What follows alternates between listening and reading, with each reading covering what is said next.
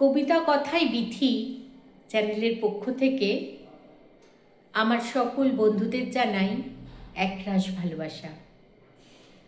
আজকে আমার ছোট্ট ছোট্ট বন্ধুদের জন্য একটি কবিতা শোনাবো।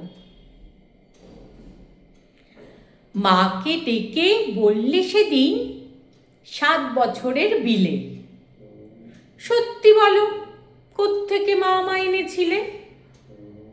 মুচকি হেসে মা বললেন, চড়ক পুজোর দিনে নিউ মার্কেট থেকে তোকে এনেছিলাম কিনে।